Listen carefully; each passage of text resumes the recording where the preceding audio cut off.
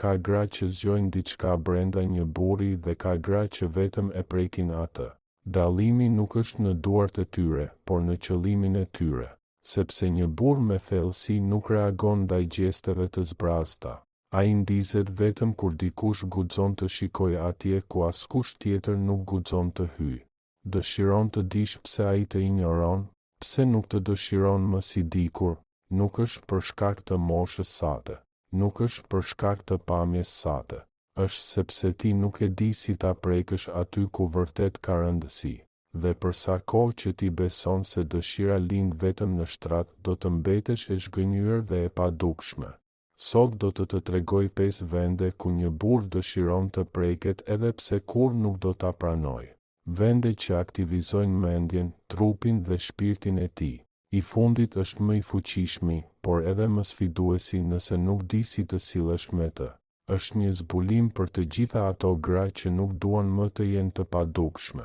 Qëndro deri në fund. Do të mësosh të vërteta që askush nuk t'i ka thënë më parë dhe që ai nuk do të tregoj kurrë. A të ka ndodhur ndonjëherë të prekësh një burr dhe të mos ndodh asgjë? Asnjë shkëndi, asnjë shikim ndryshe, as ndryshim në frymëmarrje?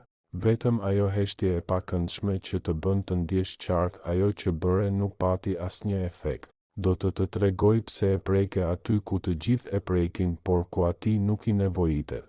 Dhe pikërisht ky është problemi. Ti përpiqesh të hapësh një bravë të re me një çelës të vjetër dhe kjo më nuk funksionon. Le të kalojmë tek pika e parë, pjesa e poshtme e shpinës. Aty fillon të bie armatura e tij. Nuk është rastësi që pikërisht aty mblidhet pesha e viteve, jo vetëm fizikisht, por edhe emocionalisht. Një burr që ka jetuar, që ka qenë aty për familjen e tij, që ka përjetuar zhgënjime dhe ka marrë vendime që e kanë lodhur, nuk ka nevojë për prekje pa drejtim. Ai ka nevojë për një prani që i thotë, jam këtu, dhe të shoh. Imagjino këtë skenë, ai qëndron para teje, i zënë me diçka në shtëpi, duke u marrë me emaile, i zhytur në rutinën e tij. Ti afrohesh pa thënë asnjë fjalë dhe vendos dorën tënde në harkun e shpinës së tij. Jo ashpër, jo me dëshirë të qartë, por fort, me respekt. Një gest që nuk kërkon seks, por lidhje. Dhe në atë moment, nëse e bën siç duhet, ndodh diçka. Jo sepse e ngacmon, por sepse prek në vetdijen e tij kolektive. Siç do të thoshte Jung, ti i kujton atij se ende ka dikë që e sheh si burr. Se ende ka dikë që e vëren në një botë që prej kohësh e ka injoruar. Por mos u gabo, nuk është magji, nuk bëhet fjalë vetëm për prekje, është për të qenë e pranishme, që energjia jote të shprehë atë që fjalët nuk mund ta thonë më. Pjesa e poshtme e shpinës është një zonë që thërret në heshtje, dhe vetëm ato gra që nuk kërkojnë më vërtetim të jashtëm, mund ta dëgjojnë atë thirrje. Dëshiron një provë? Kujtohu kur ishte hera e fundit që një burr reagoi kur ti vetëm sa i preke lehtë ijet, me shumë gjasa, ka kaluar kaq shumë kohë sa as nuk e mban mend më, sepse ti ke mësuar të besosh se vetëm gjestet intensive, fjalët e qarta apo lojrat në shtrat e mbajnë dëshirën gjallë, por kjo nuk është e vërtetë. Është në detaje, në pauzë, në atë prekje që thot, nuk jam këtu për të përdorur. Jam këtu për të parë. Preke atë aty me qëllim, jo me pritje. Bëje me vetdije se ky gjest i vogël mund të jetë fillimi i diçkaje të re, një lidhje të re, rindërtimit të diçkaje që besoi se ishte humbur. Dhe nëse e bën siç duhet pa ngut, do ta ndjesh nuk është lëkurën e tij që po prek. Është hija e tij, siç do të thoshte Jung, historia e tij, lufta e tij. Nevoja e thellë për t'u parë jo si furnizues, jo si baba, jo si mik, por si një burr i të ri. Kështu fillon të zgjohet dëshira jo përmes mishit, por përmes shpirtit. Dhe kjo, e dashur ime, është diçka që shumë pak e kuptojnë dhe pothuaj askush nuk guxon ta mësojë. Gratë përreth tij ndalojnë së prekurit me kureshtje. Ato e shohin si baba, mik, mbështetës, por jo më si burr. Dhe kjo dhemb më shumë se vetë koha. Kjo than rënjën e dëshirës. Në stoicizëm ekziston një ide e fuqishme, nuk mund të kontrollosh si të shohin të tjerët, por mund të kontrollosh çfarë vlere i jep gjesteve të vogla. Prekja e brendshme e krahut është një veprim i butë por plot qëllim. Është një zgjedhje e vetëdijshme për të qenë e pranishme. Dhe kjo zgjedhje, nëse bëhet siç duhet, ka fuqinë të rikthejë diçka që duke jeshuar. Një burr që merr këtë prekje nuk mendon, ajo do të më josh. Ai mendon, ajo më kujton se unë kam ende vlerë, se kam ende diçka për të dhënë, se ka ende bukuri brenda meje. Ky lloj prekjeje nuk kërkon, nuk ngul, thjesht është aty, por efekti i saj është i thellë, sepse aktivizon një nevojë të lashtë në të ndjenjën për t'u vlerësuar. Ajo i thot atij pa fjalë se dikush e sheh pa e gjykuar për vitet e tij, për plagët e tij, apo për betejat që ka luftuar. Dhe kur një burr e ndjen këtë, ai ndryshon. Fillon të ul muret e tij, e lë mbrojtjen më njan, dhe pa pritmas të sheh me sy ndryshe. Jo sepse i premton diçka, por sepse i rikthen atij diçka që ai mendonte se kishte humbur të drejtën për të qenë i dëshiruar. Gabimi më i madh është të besosh se dëshira zgjohet përmes të brendshmeve, premtimeve apo fjalëve të bukura. Jo, dëshira lind kur e prek atje ku askush tjetër nuk guxon, kur ke guximin të jesh ndryshe, kur kupton se trupi nuk është thjesht lëkur por histori, dhe se çdo gjest, çdo prekje mund të jetë një çelës për një derë të harruar. Prandaj, herën tjetër që të jesh me të mos kërko rrugën e shpejtë. Vëri dorën në pjesën e brendshme të krahut të tij. Mos thuaj asgjë. Vetëm qëndro aty, e pranishme, e ndjeshme. Dhe nëse e bën siç duhet, do ta ndjesh. Jo në reagimin e tij të menjëhershëm, por në frymëmarrjen e tij, në mënyrën si të sheh, në dridhjen e lehtë që tregon se diçka në të është zgjuar. Dhe pikërisht aty fillon e vërteta. Jo seksi, jo pushtimi, por lidhja e vërtetë. Ajo që qëndron, ajo që transformon, ajo që arrin vetëm shumë pak gra. Pika e tretë, aty ku ndjeshmëria kthehet në dorëzim. Tani e di që prekjeja nuk është automatikisht lidhje, dhe që një prekje pa qëllim e bërë keq është më e keqe se asgjëja. Folëm për pjesën e poshtme të shpinës, për pjesën e brendshme të krahut, por tani arrim në një pikë që shumë e injorojnë, sepse nuk guxojnë të eksplorojnë atë që nuk e kuptojnë.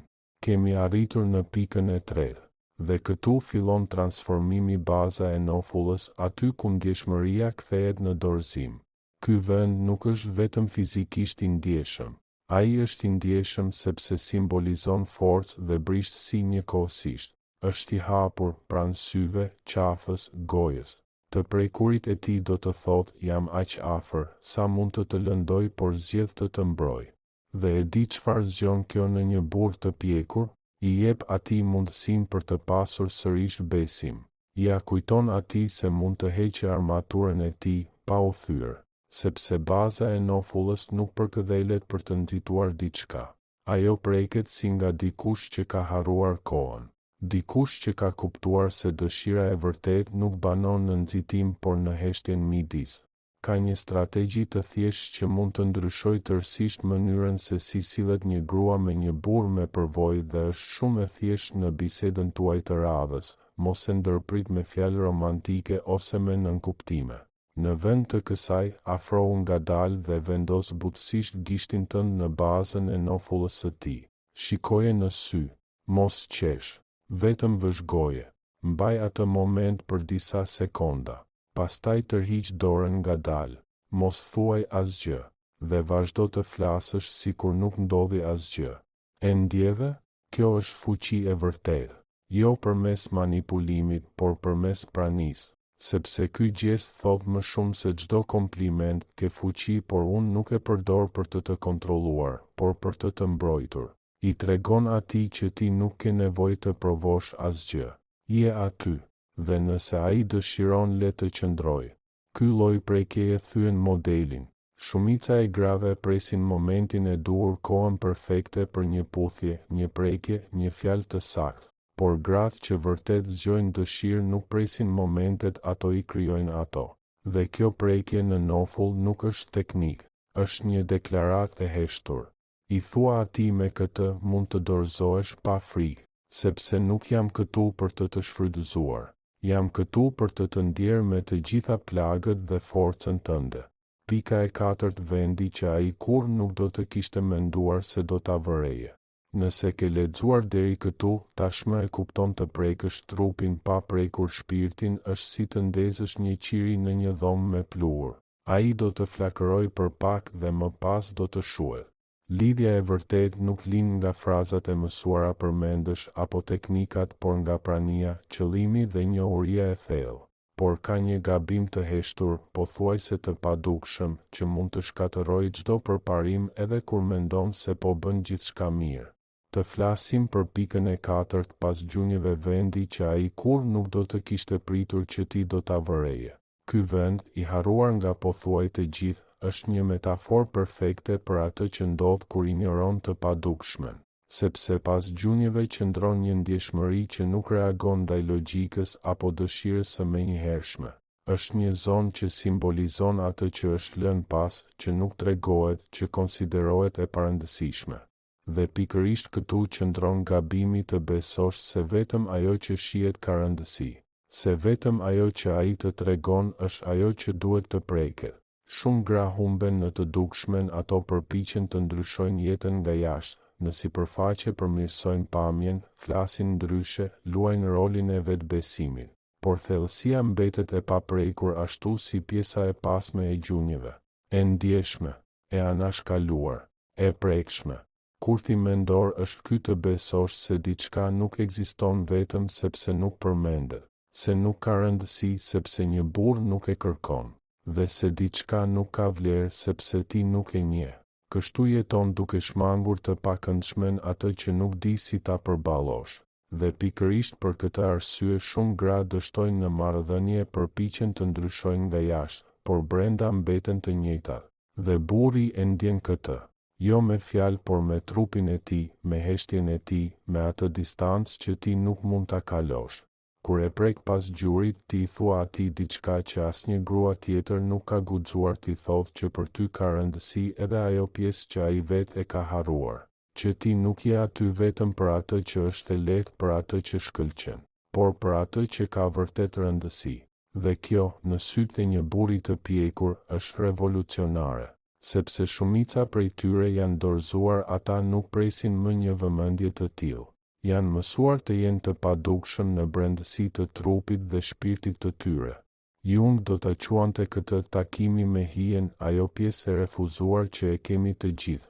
Pasojat e injorimit të saj janë të thella.